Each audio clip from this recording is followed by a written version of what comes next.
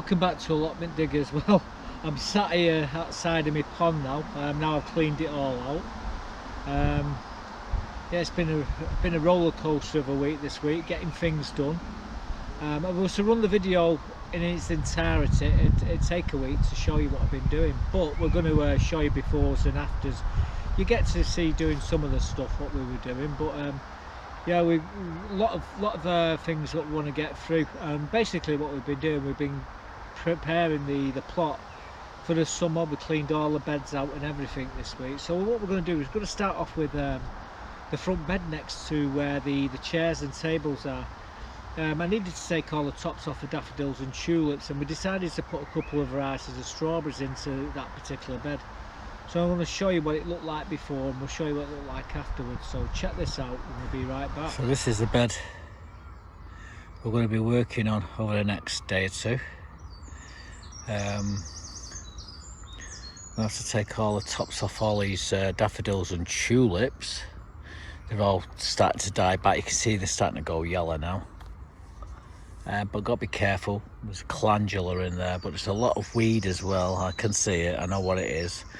But I can distinguish between the calendula and everything else. There's one or two lupins in there as well, so I might leave the lupins in. But we will take all the weeds out. And again, all these tulips on the top here, we're going to take them out. I've got some strawberries that I'm going to plant into them. So that's going to be the project for this week, as I would imagine. The other thing is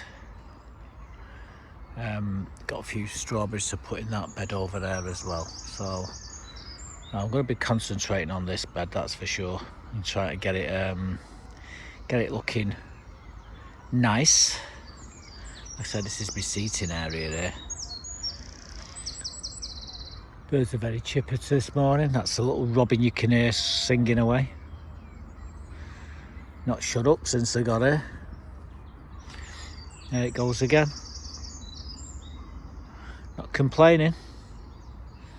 But yeah, we will come and address this bed shortly. If I was honest with you, it's not much. It doesn't look much better, but all them there are calendula in that bed. There's a few lupins and there's a few lilies in there, but 99% of them there, what you see that green, is calendula. So we're leaving it in there. I'm going to put some strawberries into this planter on the top. I'll do that in a bit. But right now, I'm just going to go and put, there's a bucket of weed there. I'm going to stick it in my compost bin. And this bed is ready now for the for summer. There'll be flowers coming up all the way through June, July, August. So yeah, just done all the weeding, took all there was a load of willow herb in there, dandelions. There was a bit of tiny bit of mare's tail. Obviously the daffodil and tulip tops. There's some plantain in there as well. Another weed, but that's a beneficial weed, that. So's the dandelion, I suppose. But all you can see in there now is, like I say, the calendula. And these green things here are all like a daylilies. In a few moments I'm going to be putting these Royal Sovereign and El Santo strawberries into there's a planter just behind these chairs, and I've got 6 of each of them. In fact, I've probably got 12 of each of these. But that's what they are, so I don't really want to mix them up. I want to see which ones are the best, but yeah, these Royal Sovereign look okay, and these El Santo again look fine too. So we're going to get them. Let's grab them here. I'm going to put them into this bed.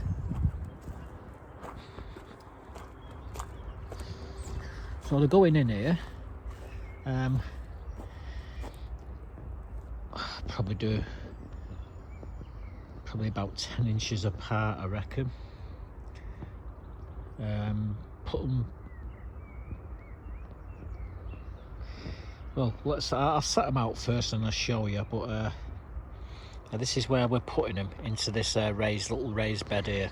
We've got the strawberries into this raised bed now. We've got the El Santa there, and here we got these Royal Sovereign. Now I've put 9 here and 9 there. So there's 2 different varieties of strawberries in this bed. So you've got the Royal Sovereign and the El Santa there.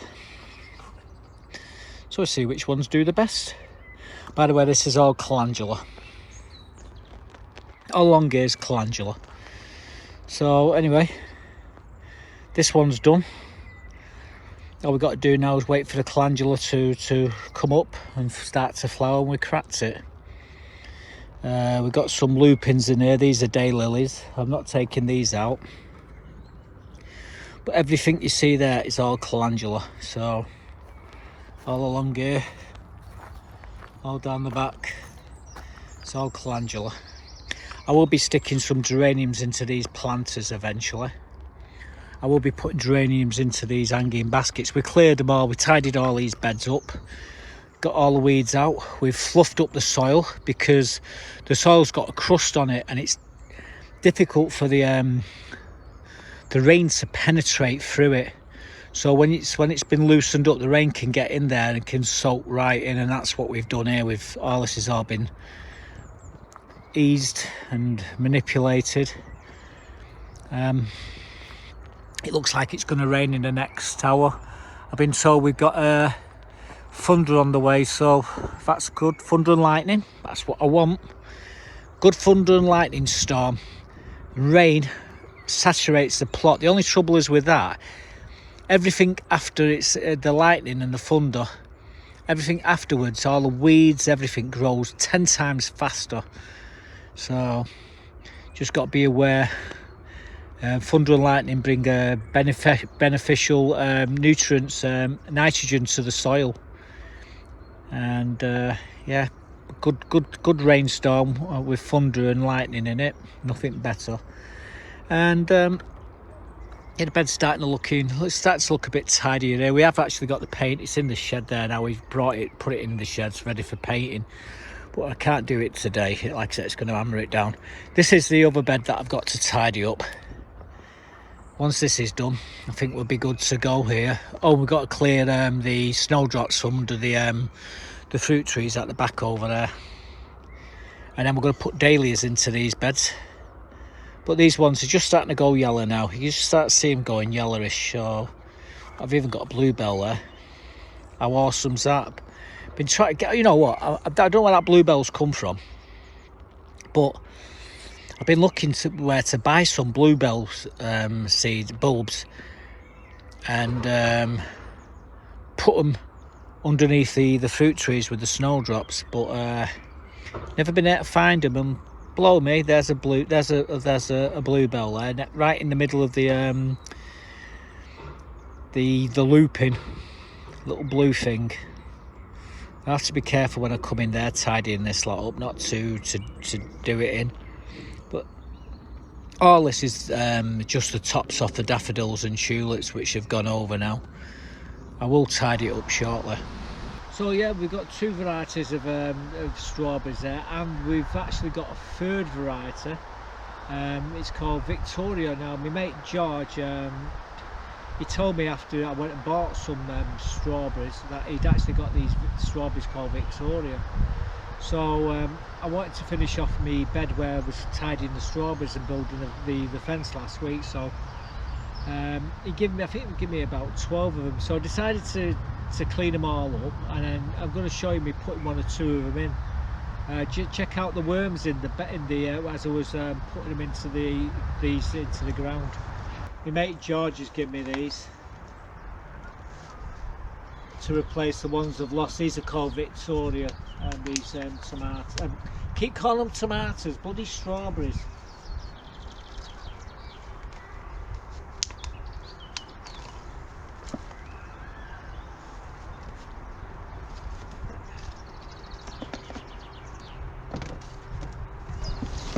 get rid of them in a second, and then we'll get these planted into my strawberry bed. Like I've got a few gaps.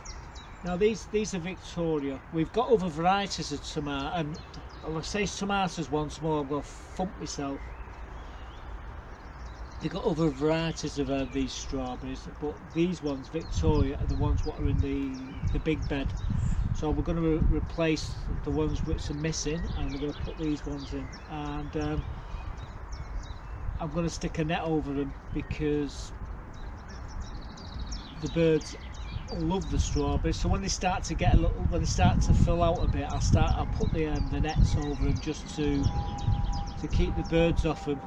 And then I get some strawberries, and the birds get nothing.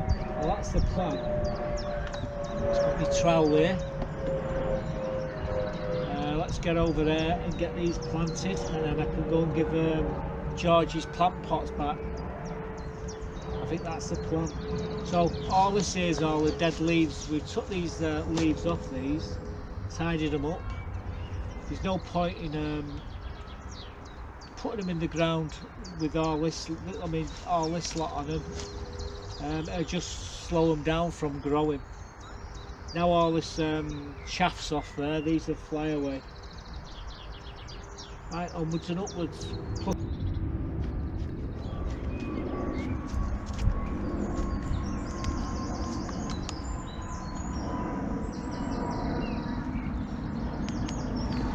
Well guys, we're putting these strawberries into my bed.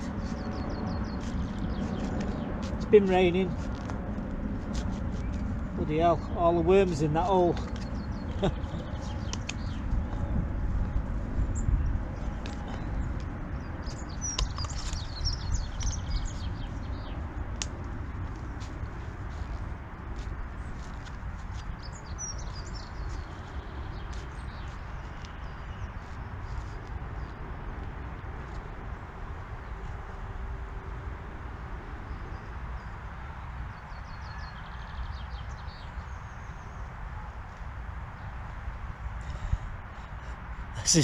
This is why these beds are so good.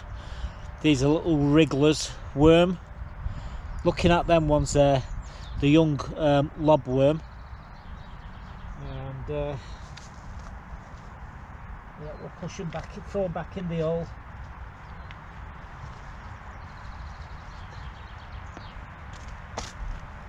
And that is why my beds are so good, because of the worms that are in the beds. Do a bit of weeding. Well, I thought I've got all this out of here, all this bloody grass from the bird feeders. There's a bit of it here. While we're putting these pots, these strawberries in, I'll be doing a bit of weeding. Look at this. Bloody hell, this has come up in the last week. We did this a few days back. Anyway, not too worried about a few weeds.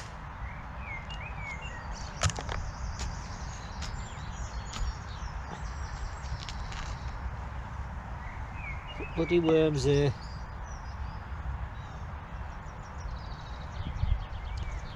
Just worm everywhere. And there's a load in the hole here as well, so I'm probably chopping some in half.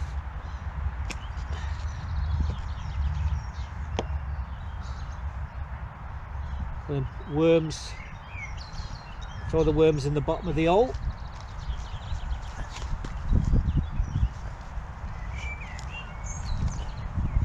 Oh. Bloody hell, dug an hole to put a worm in, and there's another bloody worm dug out. Right, I'm just going to continue doing this. Get a few more of these in here. I might need one or two more actually. Luckily for me, George has got a pile of them, so yeah, I'll just put these two in here, and we're done for now. So there you go guys, we're completely filled the strawberry bed, replaced all the dead strawberries, We got fresh strawberries in there. I'm going to give my mate George's plant pots back now, and I'm sure in the coming months he'll be over here stuffing his face on these beautiful strawberries. So the next job, what I needed to do after I'd done them strawberries, which now we've got a full bed of strawberries, was to do a bit of weeding in my Brassica cage and add some lime in there as well.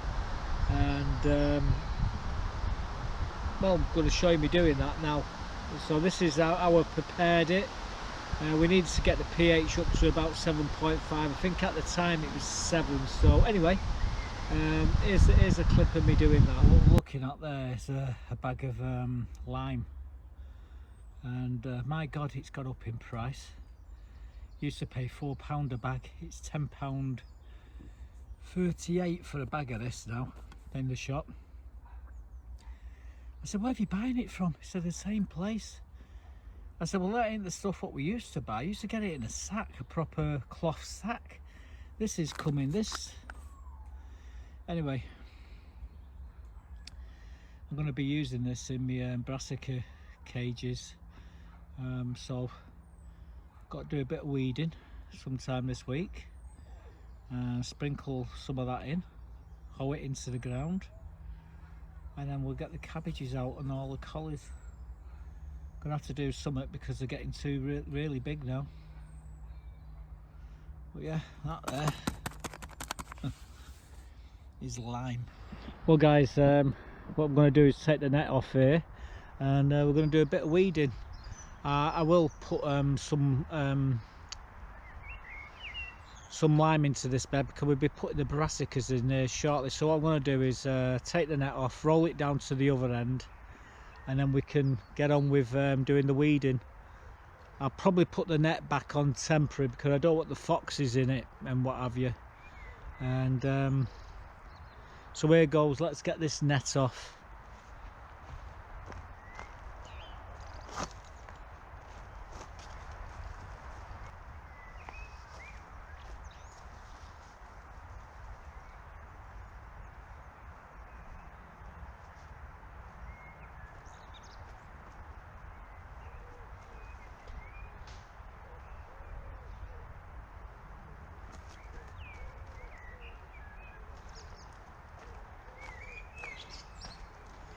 So the prominent weed on the allotments is this willow herb.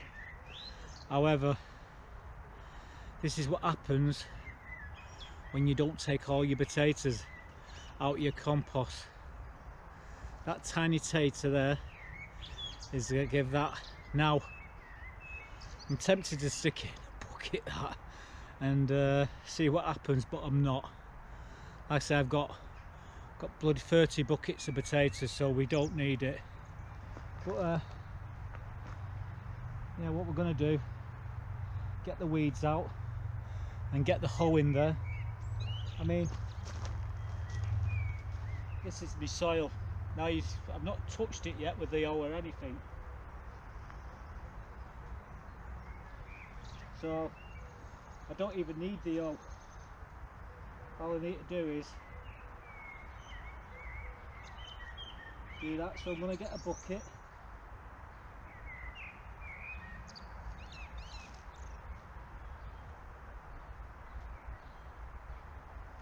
We'll get these little weeds out. So that's the plan. And then we'll think about putting the lime in. Right, so we're going to get these weeds out. There's not many weeds in, and like I say, I probably use my hands to turn the soil over. I mean, the soil's perfect. However, we've got to get them weeds out. And there's a few little seed potatoes in there, so we give them enough time to actually come up, so we can get them all out. Anyway, that's what I'm doing. So we'll keep the camera rolling, and should take more than 5 minutes to deal with all this lot. Here we go.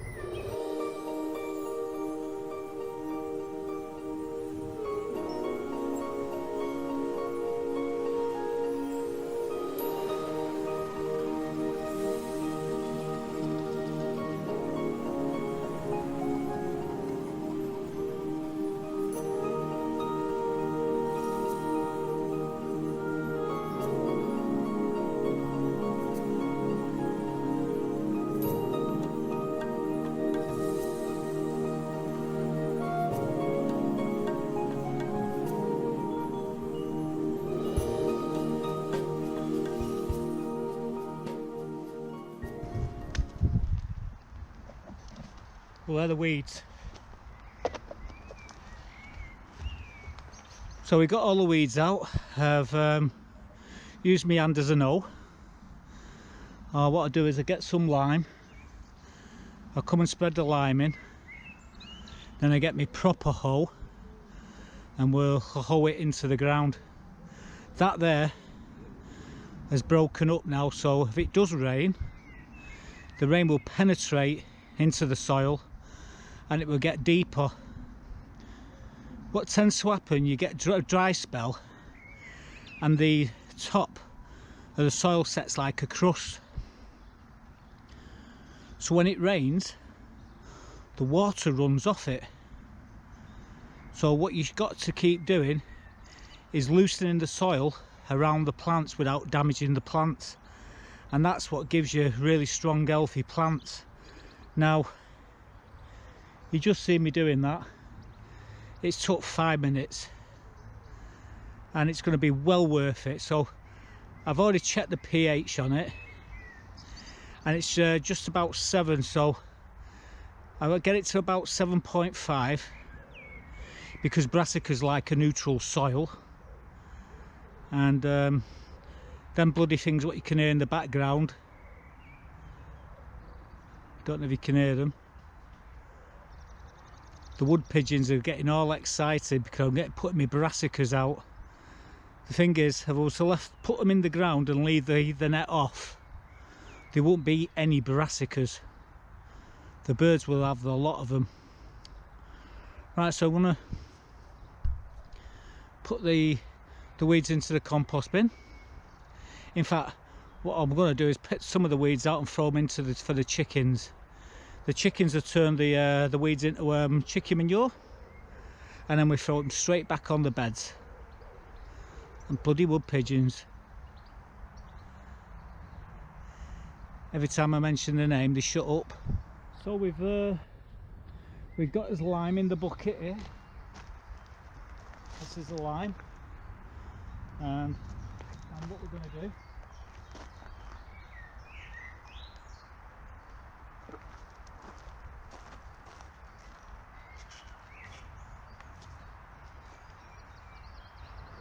well, I've got my hoe, so I'm going to give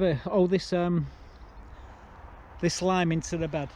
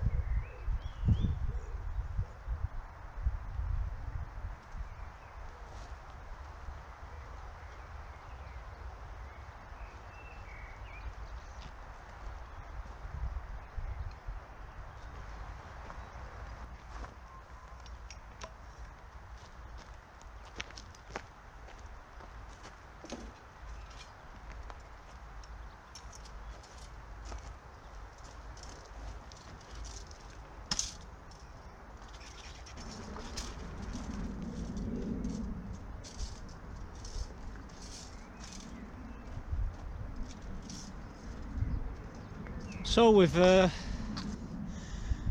hauled it all in now and raked it flat.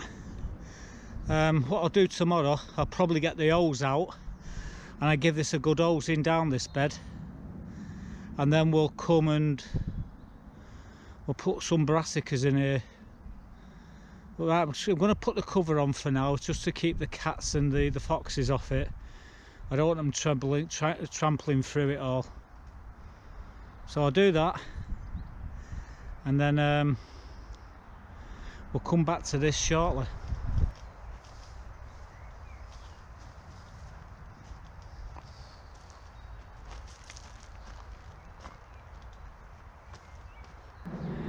So it's a bit tight at the moment. I should have loosened it more on this other side, but we've got the Brassica cage done, and we got lucky because look who turned up. Now, because she can still get in there, unfortunately.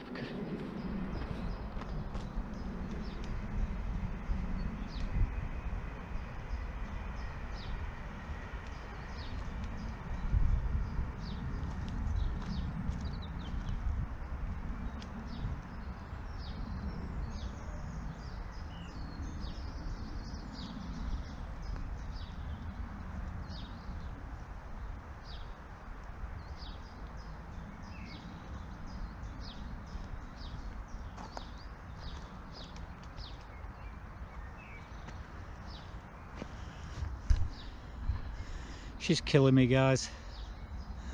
Luckily we got it all done before she actually managed to get here and cause hell.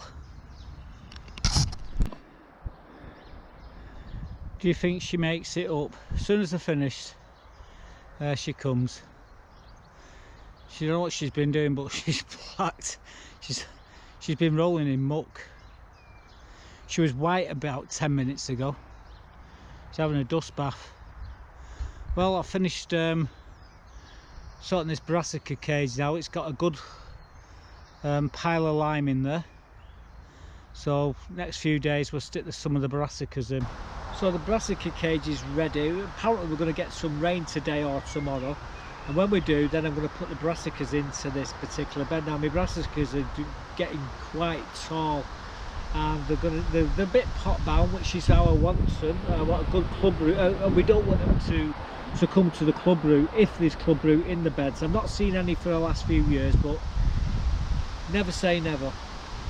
So we like to get a big root system on the Brassicas. It's quite windy today as well. I don't know if you can hear this swirling wind around me, but it's quite breezy, so I hope you can understand and hear me what I'm saying.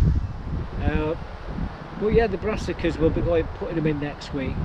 I decided then to move on from that and take all the tops off my snowdrops and clean around my pond here. So there's a few clips here to show you what it looked like before and what it looked like after. Well, today is the time we get underneath the orchard, underneath the trees, and we take all the tops off the snowdrops. There's a few daffodils, big daffodils in there, and we'll take them out as well. And there's a couple of dandelions there. We'll be taking them out. I've got my bucket, I've got my gloves, scissors, what I need, and I'll probably tidy all these planters up as well. So this is what it looks like at the moment. We'll be back shortly with an update, and hopefully everything will look a lot different. Well, we cleared all the planters.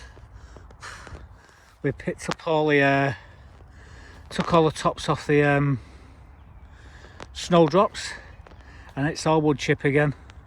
I might throw a little bit of wood chip under here sometime in the next few weeks. Just, it doesn't really need it, but that's what happens. The snowdrops come up through the wood chip every year, and it looks lovely. So this is all done here. I've got to just do the planters along here now. Got to tidy all them up, and then we got the pond area that we need to work on. So I'm systematically going round the plot, going slowly but surely. So what you see here, this will all be tidied up in about 5 minutes.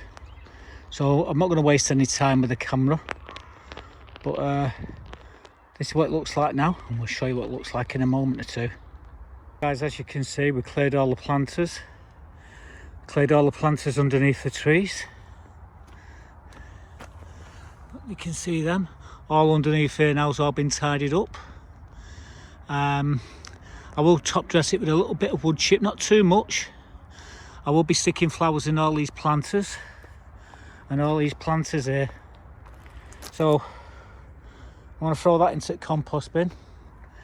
The next job's probably going to be the pond. I could have swore I saw Buttercup with a vole in her mouth then. Well, the next job to do is all this. Got to get them nettles out of there. That's going to be a problem. And the nettles are in my gooseberry bush there as well. Pull this. What? I'm busy. I know I'm busy. You have to hang on. So as I was saying before I was rudely interrupted by Buttercup, we're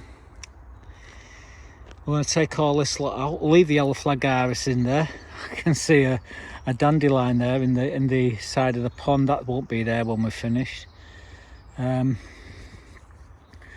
tidy this area up. I've got a big long planter that I'm thinking of putting in there, so we'll see what happens. But first things first, I've got to get rid of all this stuff. So we'll be chopping it up carefully, and I'll be able to have my space back eventually. I'm going to have to move this wheelbarrow somewhere. I've got about 4 of them here. They come in handy, so you know, but that's where I like to sit in the summer months, hiding from everyone. We'll tidy this area up here. We've already done all the pots here, it's just a matter of this area. I can see frogs and all sorts of tadpoles moving around in the pond there, so I just have to be very careful how I do all this. But we are going to do it. Well guys, it looks a damn sight better than it did. We took all the nettles out. We took all the lemon balm, which was growing crazily. We don't need as much lemon balm as what we've got. I mean, it's self-seeded everywhere there, but we've pulled most of it out. We've left the yellow flag irises in here. We've put the new planter in its place. All these baskets, all these here will get some geraniums shortly. We'll get some lobelia and cascade it over, and it'll look lovely. It'll look like a waterfall of colour. That's what we're intending for. I can see the frogs and the tadpoles in the pond. The good news is I've just seen a fish. A fish just come up a little common carp and rolled over and went back down. So there's actually fish still in this pond. I can't believe there's a fish in it. But then again, the pond's sustainable. There's food in the pond for the fish. So there's always creepy crawlies falling into it. And yeah, the carps tend to take them. But the pond at the moment is just swarming with tadpoles. And the good news is, in a few weeks' time, them tadpoles will turn into little frogs, and they're all up it. And they move around my plot, and they hide under things, and they take care of the slugs for me. Bloody Robin there. So I like to come down here at the back of the plot and sit on this chair away from everyone. And I can listen to the birds in the woodland at the back of back of my plot, and it's absolutely fantastic. You can't buy that. Anyway, I'm going to have a quick drink. Just watch the frogs keep popping up and going back down. It's absolutely black with tadpoles. I didn't see any newts. Now that's not a bad thing, but I'm sure the newts are in there, that's for sure. Anyway, we'll be back here to put some geraniums into these buckets shortly. So I'm going to have a drink and listen to the birds. See you in a bit. So the pond is all nice and tidied up now. I've just been watching the fish here in the pond. They keep coming up and going down. It's amazing just what's in this pond. We've got that new planter which we've got all the pots in as well. I will be coming back with I've got some flowers to go into this pond. We've got a load of lobelia as well, so as I was saying there, we're going to get them trailing over and it'll look lovely. We've got a few geraniums around the pond as well. We've got some others as well which we'll show you in the next episode, because it's been rush to get the plot tidied. In fact, when we finished here, we went to clean out the bed at the other side of this back greenhouse. We took all the tops off the daffodils, tulips. We prepared the bed. I put a bit of a fence around it as well. We had some fence from the beds that we repaired last week. We've used that to make a nice border. So this is what the bed looked like before we started getting stuck into it, and you're going to see a quick update of what it looks like. So this is probably the last remaining bed that needs tidying up, and I've got to do all the planters here. So what I'll probably do is do the planters first and get down the back here done.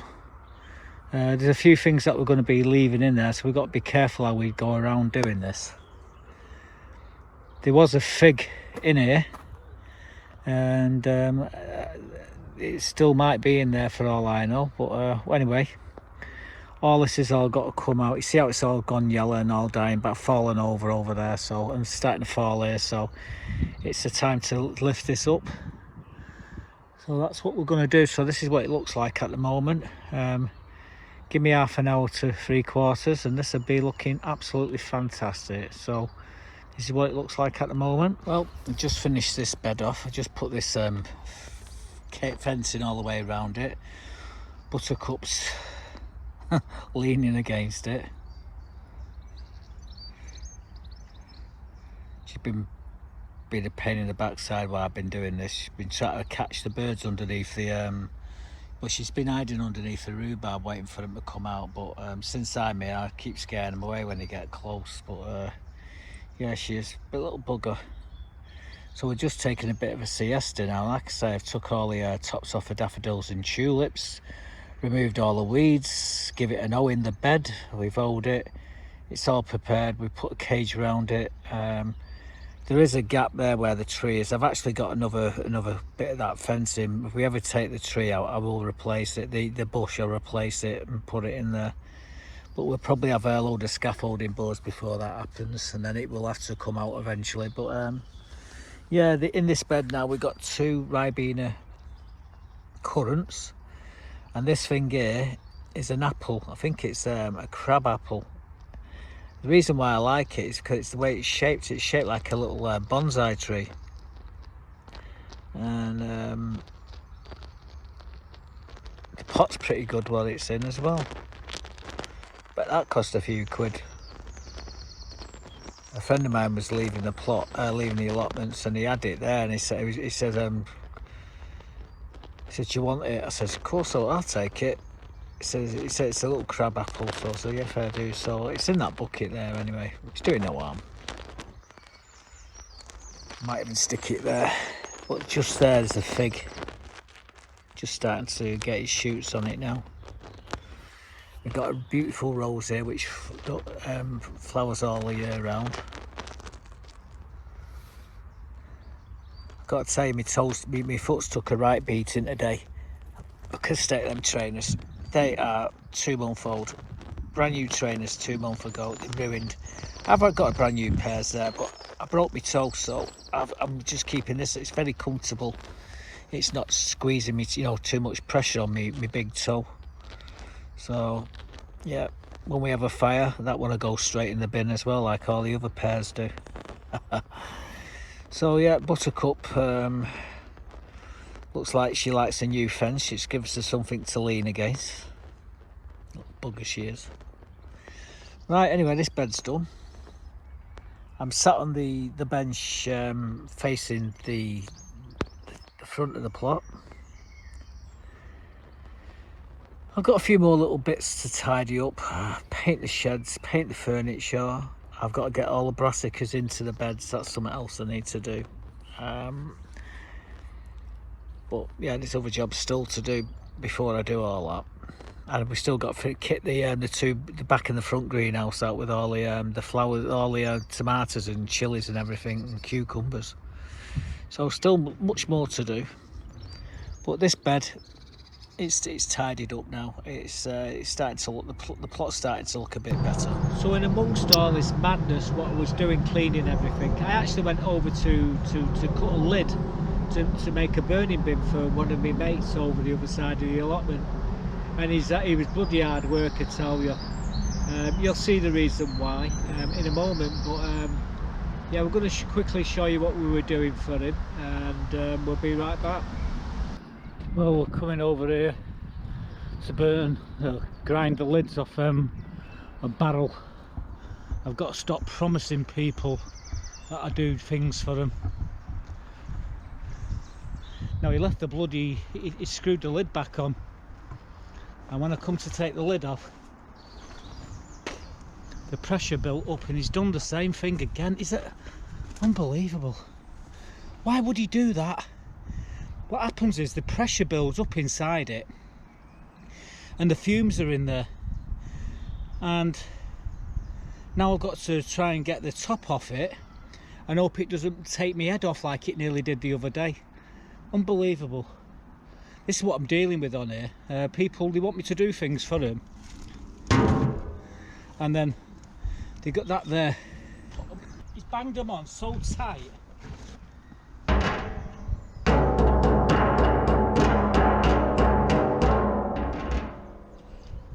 The pressure in there now is so intense, it's going to fly off.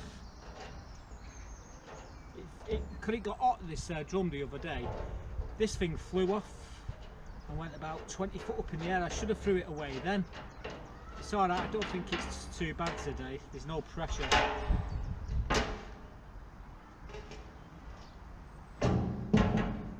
Right. Well, he told me he emptied everything out of here, and so we're going to grind this lid off now. Hopefully it doesn't blow me bloody head off.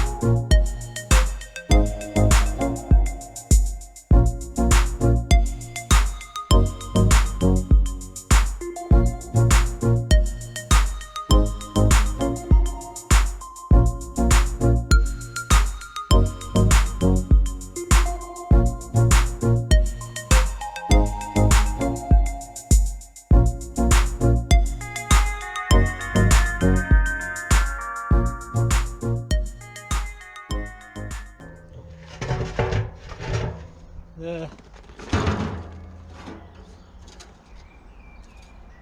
3 discs that were cut took to do that.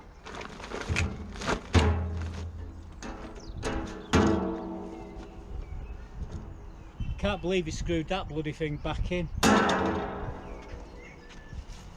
So we've cut the lid off this burning bin for Stephen and hammered all the edges down to make it flat. The lid's inside there. We put some vent holes in. I could have put some more, but I've run out of grinding discs and my battery was on the fritz as well, so it is what it is, but the job's done. So he did want me to do the 2, but he can sod off. I haven't got enough power in my batteries. I didn't have enough charge on them. I've been using my batteries for other things, so I've only managed to do 1, and he only needs 1 to do the burning. So anyway, there you go, it's done. Yeah, so we've done one of them barrels for him. I couldn't believe he screwed the bloody lids on to stop him.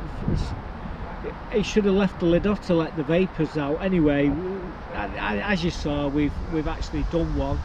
There is a second one to do, but yeah, I went through 3 grinding discs to do that for him, so I'm not going to waste my time until he needs it. You know, he needs the other one doing. Plus he only said he wanted 1, so that's what I've done. Moving on from that, I decided then to get the paintbrush out and start to do a bit of painting. Now I've got a few clips to show you me painting the sheds and the furniture. You're going to see Buttercup doing me head in. We had to work around Buttercup, it was a bloody nightmare. But you're going to see the before, you're going to see it afterwards. So we'll take you on a bit of a walk around the plot as well to show you what we've done there. So have a look at this. I'm sure you agree, it looks a damn sight better now. It's had a lick of paint, or the sheds have anyway. Well, I just arrived on the allotment, and what I've decided to do is to try and paint this shed. Now I know I'm hoping, pushing me luck, I've got the paint there, and yeah, we're gonna give it a lick of paint. It's a bit dark here with this camera doesn't like the dark, and same with this one. This needs a paint, but it's difficult to get to the edges, so I'm only going to paint where I can, where you can see it anyway. So this is what it looks like at the moment. So I'm going to paint the furniture as well. So what you see here, hopefully when I finish doing it all, it'll look totally different. Even these will be painted. But temperature's really, it's like 24 centigrade. It's bloody sweltering. It'll dry pretty quickly, but I've been told we got thunder and lightning on the way, so I need to get a move on. If I can just do one shed today, maybe one tomorrow, I'll be all right. It's just getting the sheds done, that's the main thing. But yeah, now you like I say, you can see what it looks like, so we'll come back to this in a bit. Well, I've painted this shed. I've still got the other one down on the other end down there to do, and yeah, it looks a treat. Even painted that bench there. So there we go, there's one of the sheds done. I'll do the other one maybe tomorrow. I could do it now, but I'm sick of paint. I hate painting. It's like probably the worst job you could possibly ever do. I'd sooner change 1,000 babies' nappies than bloody paint, but hey. So I've got one more shed to paint down over there, and I've got this furniture to paint, so hopefully we'll get that done tomorrow, and then the plot will look lovely. I ate that cat. I'm going to be painting the shed in a minute, and look at her on the bloody roof. I just got to remove my labels from here.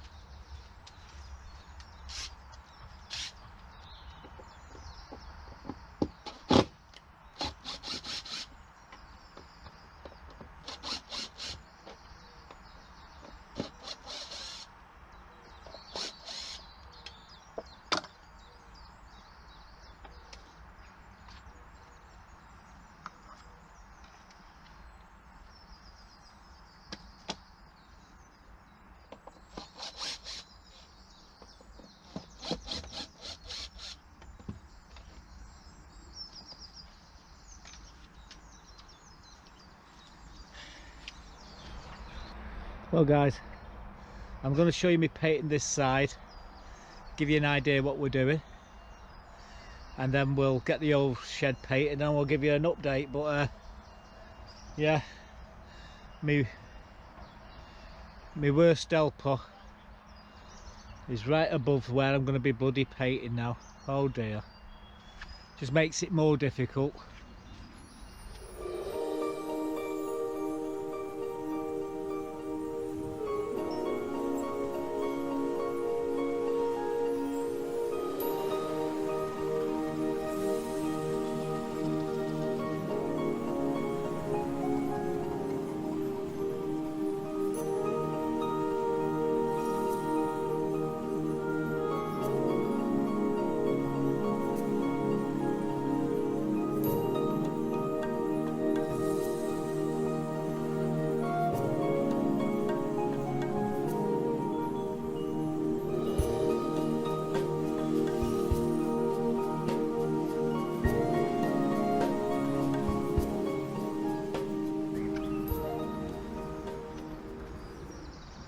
Well, as you can see, it's drying pretty quickly, so I'll go and get the other sides done. I'll show you what it looks like when it's all finished. You might see a ginger cat by the end of this video, but it's her own bloody fault, she's right in the way. I can't do it if you've got your arms on the bloody oldest cat. And I can't pick her up because my hands are covered in paint. So yeah, I've got to do here. And she's got bloody paws right where I need to paint. You think she does it deliberately? I'm gonna have to drag her down somehow. But yeah, she's killing me, guys. Well, that looks a treat. Absolute Bobby Dazzler. I'll put my numbers up in a minute. See if I can get a bit of glue and glue that. It's got a crack in my my allotment diggers sign. But yeah, footpath closed. There was a few of these dumped outside the allotments the other day, so I grabbed myself this one when I'm working on the paths. Stick it out, why not? But yeah, we've got both the sheds done now, so I'm quite happy with that. So the table is on its end at the moment, obviously because the bugger lug's over just there. If I was to lay it flat, she'd jump on it and she'd end up red, so we can't do that. It's almost dry now, so I'm just going to move it to the side. We'll get another one of these chairs, stick it on the side, we'll give that a lick of paint. Same with that one there, paint these two, and there's one over there I need to paint. Once we've painted them all, it should look really nice on here, and we'll give you a quick walk around the plot and show you what it's looking like. Well guys, we've finally got the sheds and the furniture all painted. There's a small shed, that's all done. We've got the little planter, the raised bed planter, that's been painted. And moving along here, all the furniture's been painted here, including the big shed. So it's all looking lovely. All the, I wonder what she was doing then. She's drinking water out the water can, watering can. Planter's been painted here as well. All the chairs, including this chair down here, so I can just chill here. So this has been painted. Coming along the front of the allotment, I tell you what I didn't do, painting a bloody flagpole. Bugger. I painted everything except for a bloody flat. You bugger. And I ain't got my car here because it's over the other side of the car park, so I can't unscrew it to paint it. Now that is annoying. Anyway, this is the front of the plot. Thanks to Mike, he actually cut the grass here for us today. He did his own as well, and he did Mark's, and he also did Phyllis's as well. But yeah, you can see the difference that paint makes. Yeah, Buttercup's proud as punch there, aren't you, babes? Hey? Yeah. And here we go. Here's the other one. All painted. And it looks great. I still say that side's twisted and I put it on again. It's got to be my OCD. I think that end needs to go up about 1 millimetre. Give up, never mind. Oh well. Well, there you go, guys. All looking good. It'll last another 4 or 5 years, this shed, before I have to make another one. Just have to get myself 40 13-foot scaffolding boards to do it. That's how many it took to make it.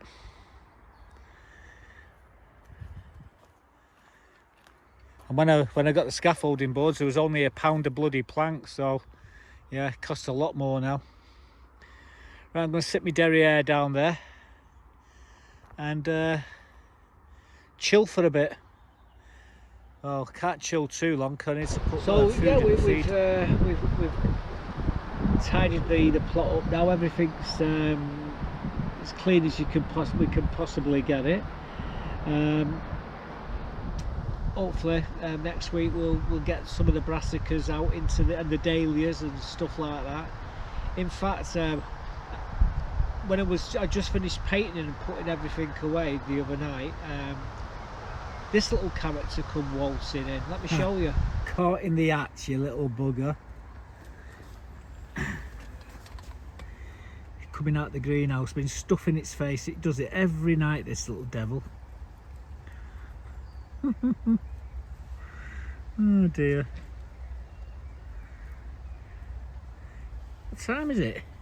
It's 5:15, and it shouldn't come out at that time, although it's too warm. Even I couldn't lie in bed for more than an hour or two. But yeah, anyway, it's buggered off. Now we've got must have about 4 or 5 hedgehogs coming into my greenhouse every night to chow down. But that was quite early, what you just saw there. We've got, that's a younger hedgehog. We do have some really big hedgehogs on here, mummy hedgehogs and daddy hedgehogs. But that one's going to be a survivor. It'll fatten itself up for the winter, and you know, it'll be one of the ones which actually make it through. So yeah, I thought we'd just quickly show you the hedgehog there. Now, last week I bought a coin collection off a friend of mine on the allotments, and you know, I paid a lot of money for this collection. The trouble is you can't really see detail because the book that these coins come in, they're in a frosted bloody protection. I mean, who puts frosted protection coins what you can't see? Anyway, I've got to swap them all out, but I thought we'd give you a quick look at these coins, which they are. They're all farthings. However, saying that, we got a silver quarter stater there, which, well, you're going to see in the video. Let me show you this album which I acquired. So this is a part of the coin collection I bought. So this is a Duturious quarter silver stater. It's a fundable variety, and it's got a blank verse on it. Now this is 60 to 30 BC, so it's over 2,000 years old. This coin, it's a legitimate coin. It's valued around about 150 to 200 quid. So we've got this, and that's a little certificate. It's what says what it is. It's real. And then we've got a few other coins here which don't belong really in this collection. We've got a cut half penny. This is a short cross penny. We've got a quarter long cross every the third penny. Moving over to where this is a long cross penny of Henry III. It's a nice, really nice coin. Again, you can't really see these. These are modern day money. These are threepences. There's a Queen Anne. This is George III first, and I think this is George III in there as well. But it's that one where my fingers is a Queen Anne. So basically, what this collection is, it's a collection of farthings from James I. Now you can't really see because they're in these bloody plastic things, and they're a nightmare to actually to get out and show you.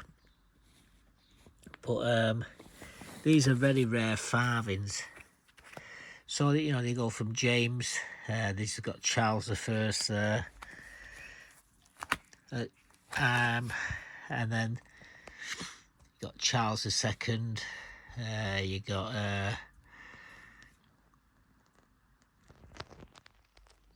William and Mary. These are all farthings. These are date runs of all the. You got William on his own. You got George I. Got George III, George IV. Charles II. These are all date runs of farthings, and I've got to be honest with you guys, they're in excellent condition. It's just like you can't see them through these bloody book. These are Victoria. I nearly died when I saw there was an 1860 Victoria, and I thought it was there's two versions of the 1860 Victoria. One has got this head on it, which is one which, if it's in fine conditions, worth about £6,000 to £7,000. And then there's this version. Oh God, this is the later version in 1860, and it's only worth about 30 to 40 quid. In excellent conditions, in mint states, worth about 200-300. But yeah, we've got Victoria. We've also, we've not even mentioned these are Victoria. You got, like I say, all the Georges. These are all date runs. Every one of them. We got every single coin. And then it went from Victoria. I think it was George V, Edward VII. Oh, Edward VII's George V. He got Elizabeth. We got the full date runs, and then we've actually got